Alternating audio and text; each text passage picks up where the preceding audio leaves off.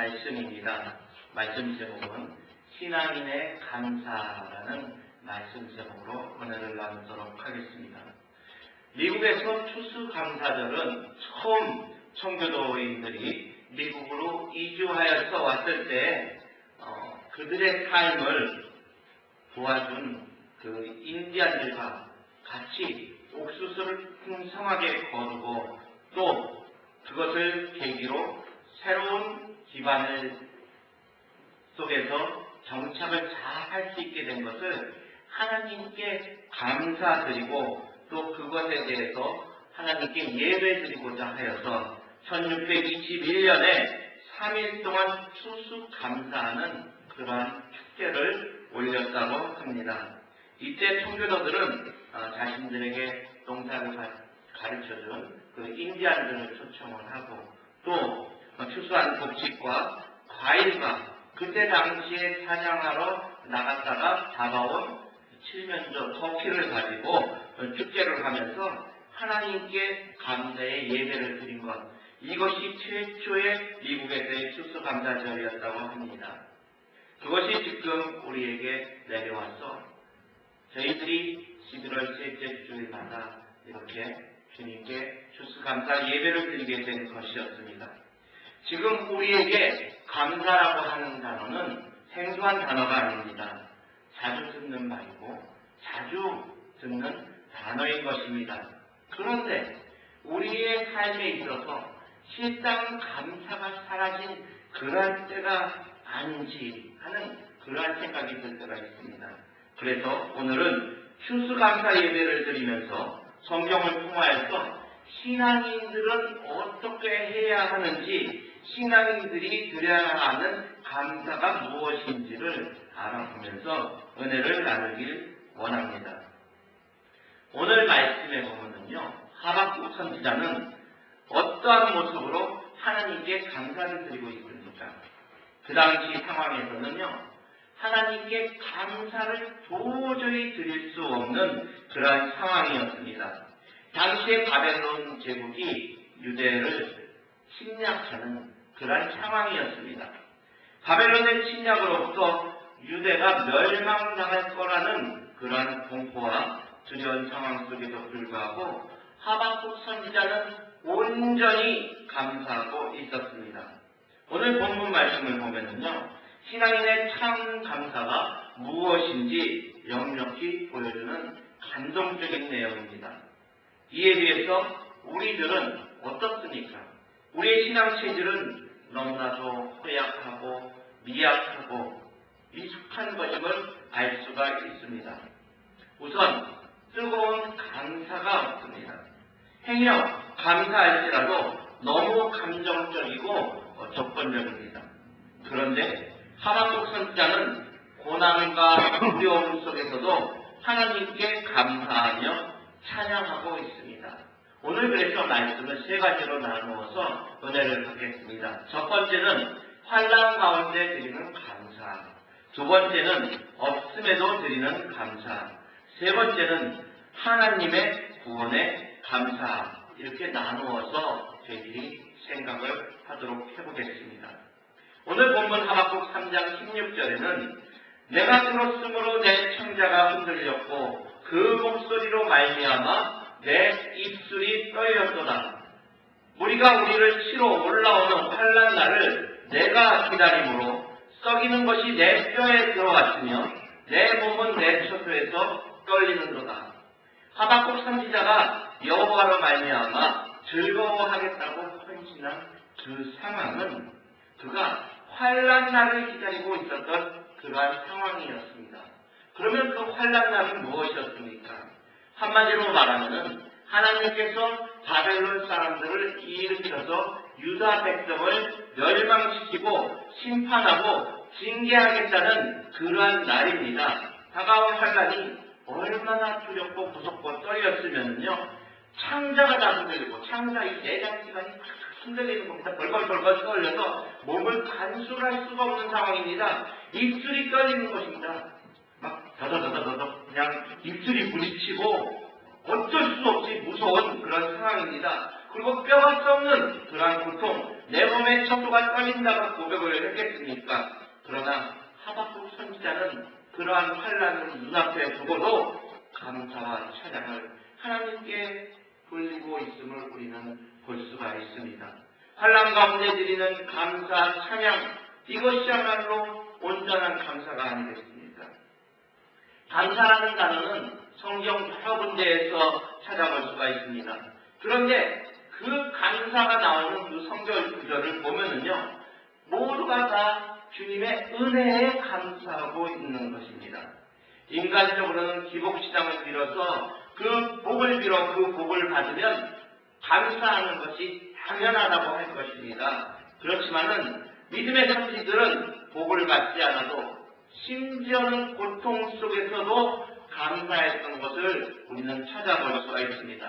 다니엘서 6장 16절에 보면요, 다니엘이 이 조서에 어인이 찍힌 것을 알고도 자기 집에 돌아가서는 그 방이 예루살렘을 향하여 창문을 열어놓고 그 창을 열어놓은 곳에서 전에 행하던 대로 하루에 3번씩 무릎을 꿇고 하나님께 감사하였더라.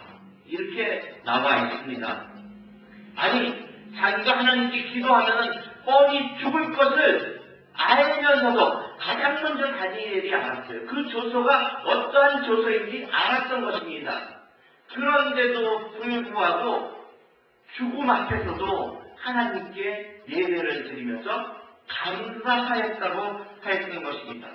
또한 사도 바울도 감옥 안에 들어가서 그 매 맞고 채찍 맞고 착고를 차고 있는 사이에서도 찬양하고 감사하였던 것을 멈추지가 않았습니다. 어려울 때 드리는 감사가 더욱더 온전한 감사가 아닐까요? 우리의 상황이 어렵습니다.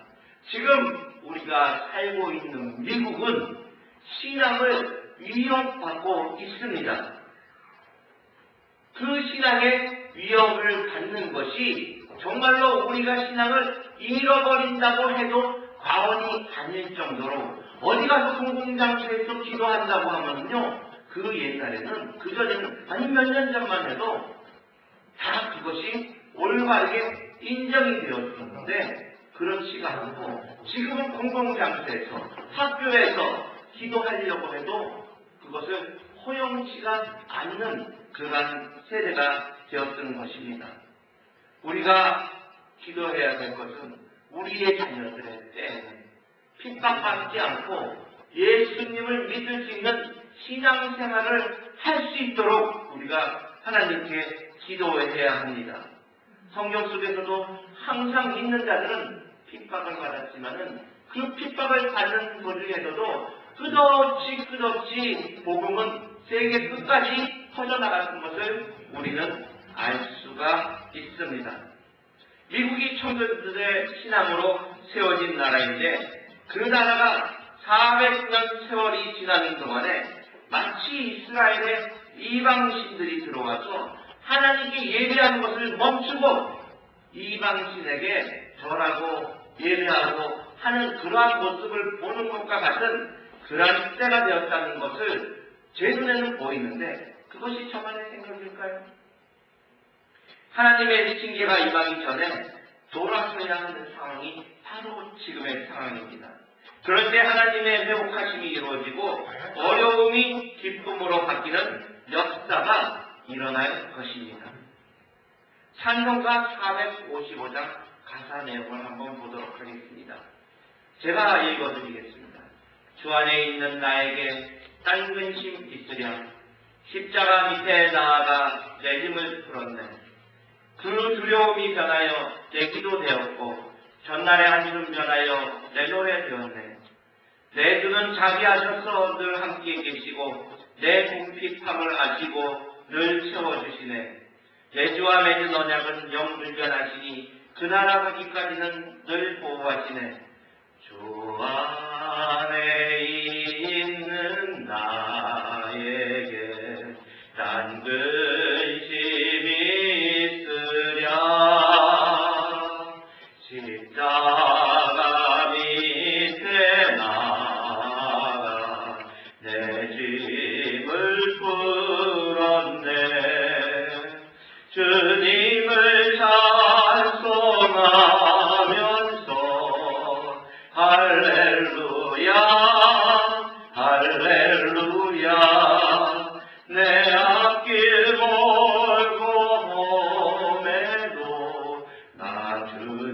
주님만 따라가리.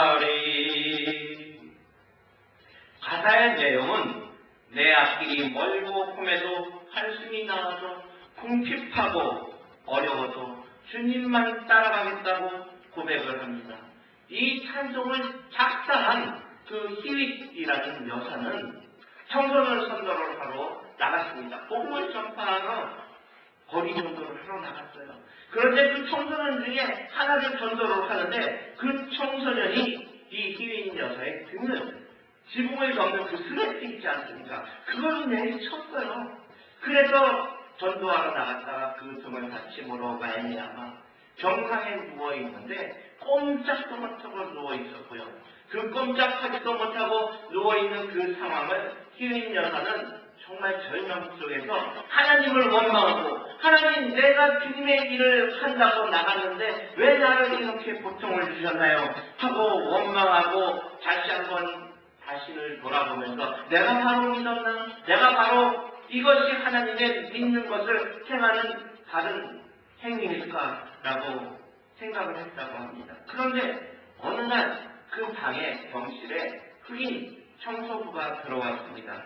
지금부터 100년 전에는요, 흑인이 정말 노예처럼 노예에서 해방이 됐지만은 그때 당시에도 같이 취급을 못 당하는, 사람 취급을 못 당하는 그런 때였다고 합니다. 그런데 그 흑인 청소부 여인이 들어와서는 찬송을 흥얼흥얼거리면서 즐거운 표정을 짓고는 그렇게 청소를 하고 있는 것을 보고 이 휘인 여사는 이야기를 했다고 합니다. 아니 도대체 무엇이 그렇게 즐거워서 신경질 내면서 이야기를 하는데 그렇게 흥얼거리면서 청소를 하느냐고, 청소하는 것이 그렇게 좋습니까? 그렇게 이야기를 했을 때 그 흑인 청소부 여자는 이렇게 이야기를 했다고 합니다.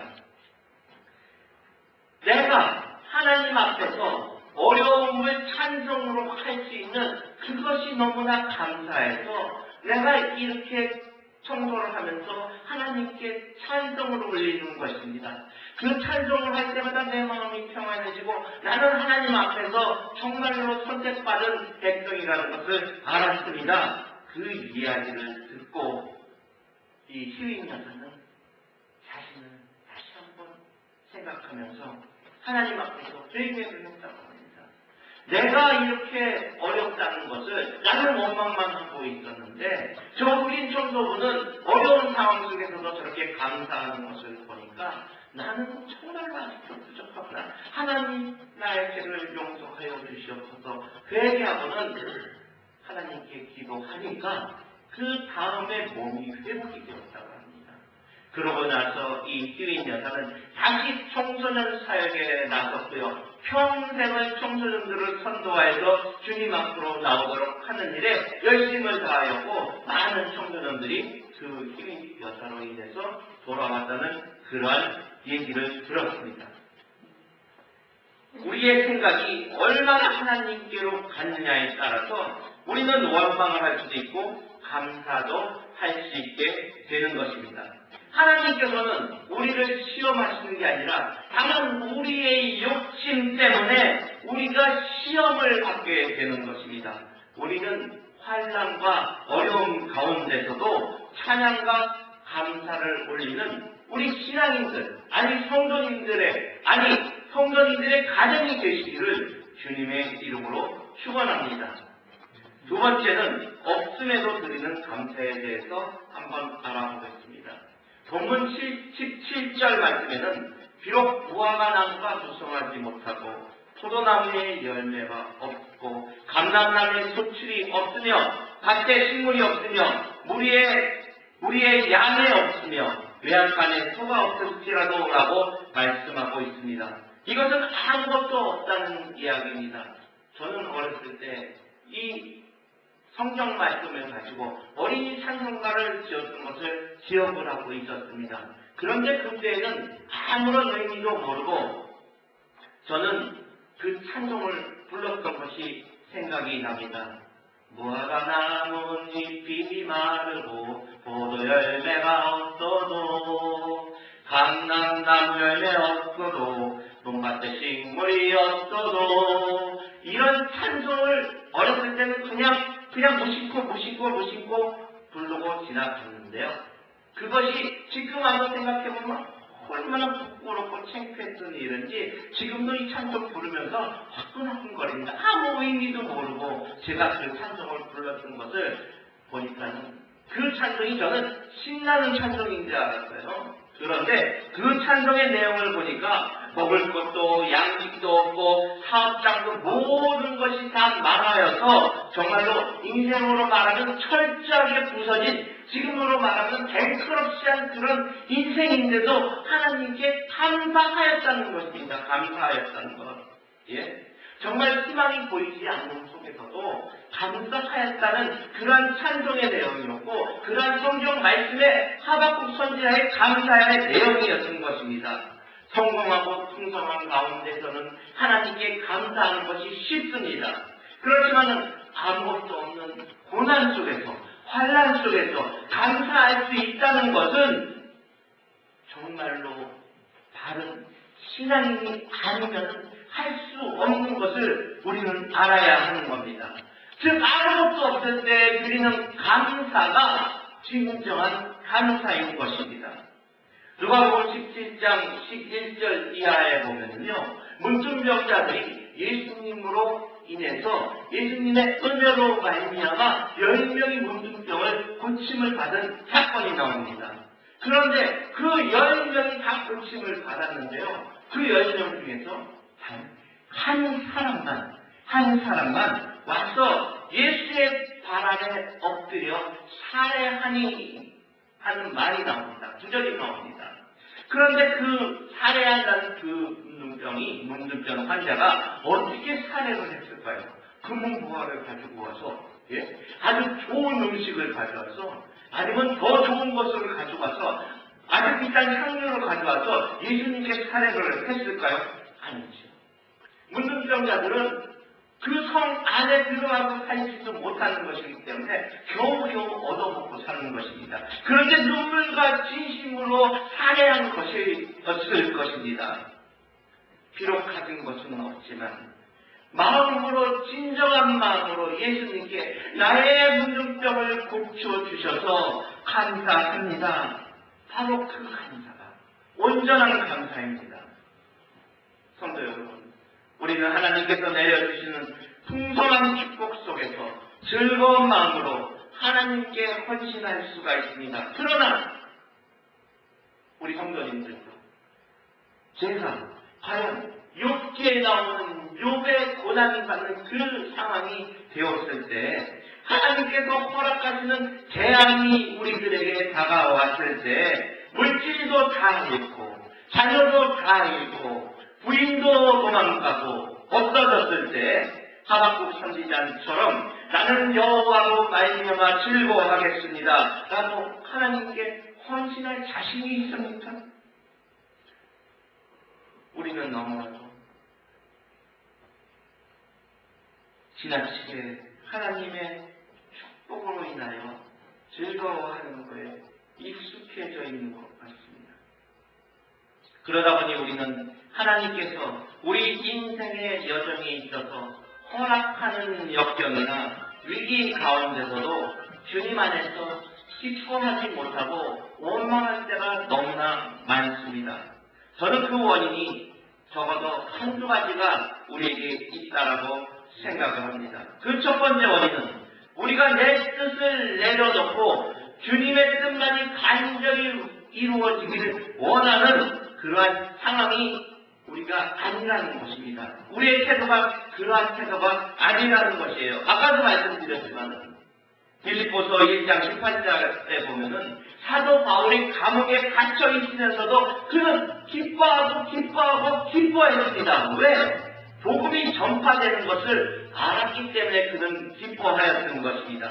그 기쁨으로 인해서 바울 사도가 기뻐하였기 때문에 그 감옥 안에 있을 때에도 그 복음을 전파할 수가 있었던 것입니다.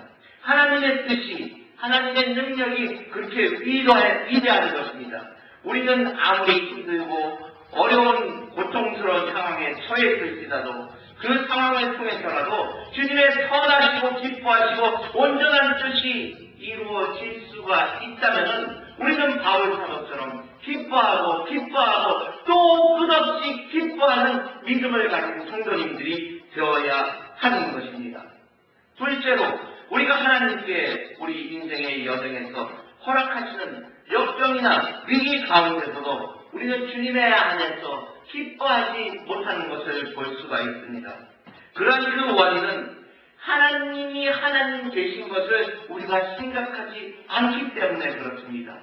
내가 원하는 대로 하나님께서 들어주시기만 원하는 우리의 기복 신앙이 우리가 만약 예를 들어서 우리가 기도하는데 기도한 대로 이루어지지 않으면은 우리는 그것에 정말로 익숙해지지 않았기 때문에 그것에 정말로 우리가 말하는 대로 그냥 너비스가 되는 겁니다. 우리가 왜 이 기도가 이루어지지 않았지? 왜 내가 뭘 잘못했길래 이랬지? 그렇지만은 그것은 하나님께서 우리에게 주실 은혜가 있기 때문에 더 큰 축복을 준비하고 계신다는 것을 우리가 알지 못하기 때문에 하나님의 큰 뜻이 어떠한 것인지를 우리가 알지 못하기 때문에 그것을 원망을 하게 되는 것입니다.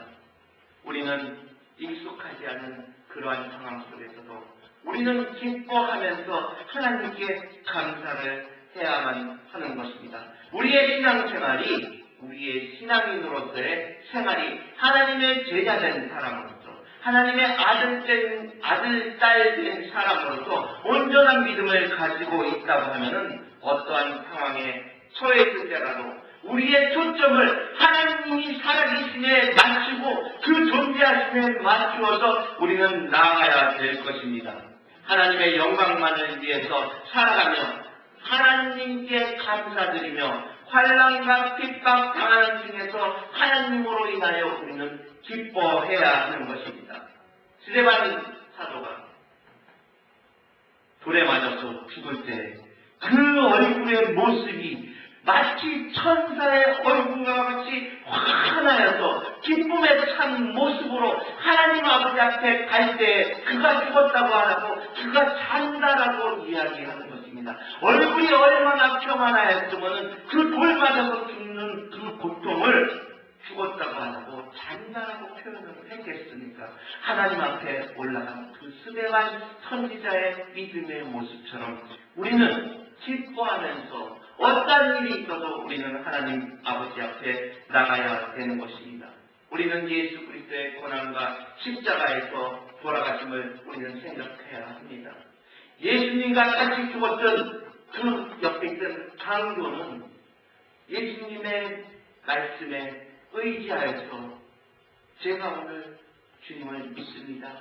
그렇게 이야기했을 오늘 내가 나와 같이 천국에 있겠다라고 구원받은 사실을 우리는 알지 않습니까? 우리의 기쁨이 되시는 주님으로 말미암아 우리는 항상 기뻐해야 합니다. 세 번째로는 하나님의 구원에 감사하셔야 합니다. 마지막으로 온전한 감사는 하나님의 감사하면서 사는 인생입니다. 오늘 본문 말씀 18절에 나는 여호와를 인하여 즐거워하며 나의 구원의 하나님을 인하여 기뻐하리로다 라고 하박국 선지자는 고백하고 있습니다.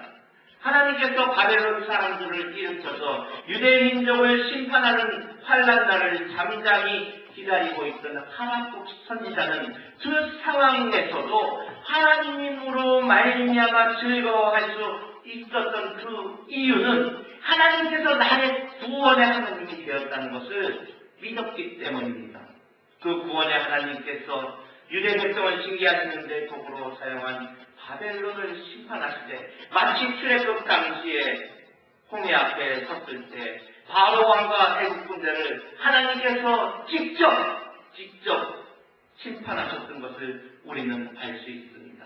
그 심판하셨던 그 상황이 있었기 때문에 이스라엘 민족은 구원을 받았던 것입니다. 앞에 홍해가 가로막혀 있었지만 그 홍해를 단숨에 가르시고 그 바닥을 맑으셔서 이스라엘 민족은 살려주셨지만 그 애국 군대들은 그 안에서 몰살을 시켰습니다.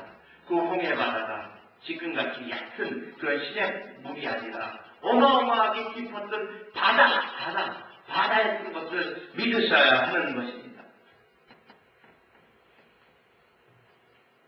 나의 구원이 되시는 하나님으로 인하여 우리는 기뻐하고 즐거워해야만 합니다.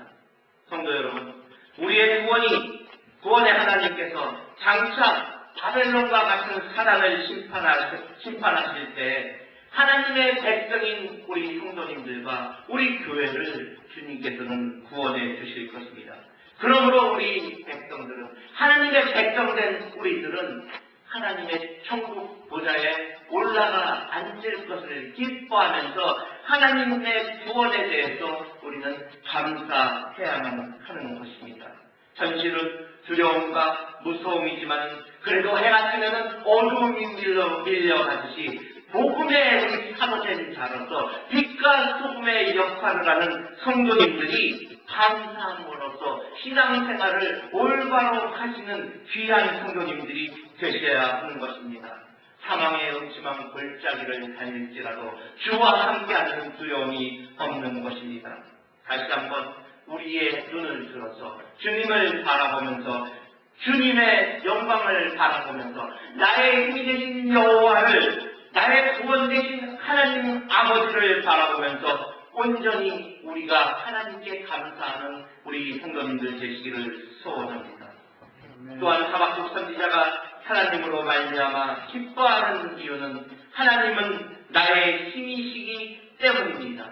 하박국 3장 19절에 보면요, 주 여호와는 나의 힘이시라 나의 발을 사슴과 같게 하사 나를 나의 높은 곳으로 다니게 하시리로다. 하박국 선지자가 유대민족이 징계받는 날을 잠잠히 기다리는 상황에 처해 있을 때도 하나님께서 나의 힘 되신 것을 믿었기 때문에 기다릴 수 있었습니다. 하나님께서는 유대민족을 징계를 하시지만은 그 민족을 사랑하셨기 때문에 바벨론으로부터 다시 한번 건져내시는 나의 힘 되시는 하나님이신 것을 하박국 선지자는 믿었기 때문에 나는 여호와로 말미암아 즐거워하겠습니다라고 헌신할 수 있었던 것입니다. 시편 기자는 이렇게 고백을 하였습니다. 나의 힘이 되신 여호와여, 내가 주를 사랑하나이다.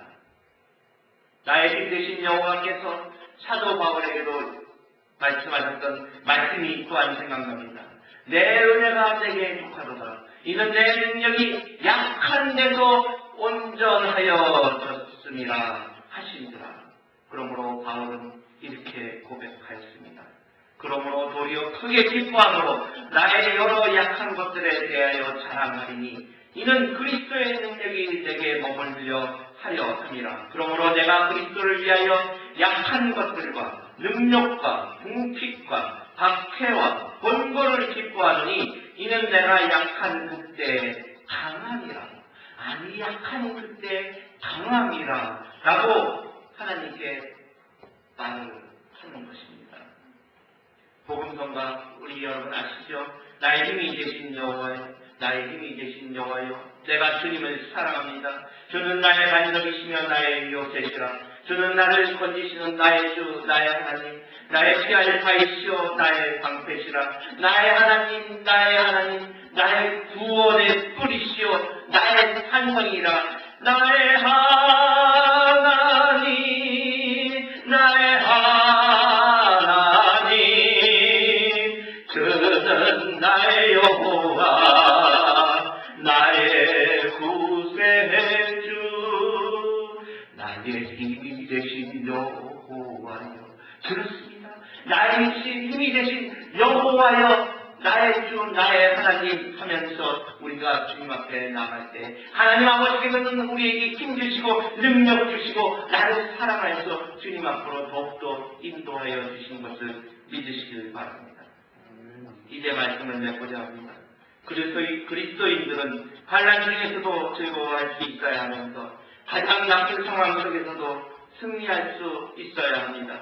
우리 그리스도인들은, 예수 믿는 자들은 세상 사람들과는 달라야 하는 것입니다. 마치 우리의 지금 상황이 지옥과 같은 상황이 펼쳐질지라도, 가장 나쁘다고 생각하는 그러한 상황이 우리 앞에 다가올지라도, 아니 그보다도 더 나빠져서 내가 정말 죽어가는 그러한 상황이 올지라도, 우리는 그것을 참고 이기는 것 그 이상으로 오직 주님만 바라보고, 나의 힘이 되신 여호와여, 내가 주를 사랑합니다 하면서 우리는 그 기뻐하는 마음으로 주님 앞에 나갈 때 진정한 성도의 모습으로 살아나가는 것이고요. 성도는 주님 안에서 즐거워하고 우리의 구원의 하나님을 기뻐하면서 항상 감사하면서 살아가는 그러한 성도들이 되어야 하는 것입니다. 주님 안에서 항상 기쁨으로 감사하면서 기도하는 우리 예수교회 성도님들 되시기를 주의 이름으로 축원합니다.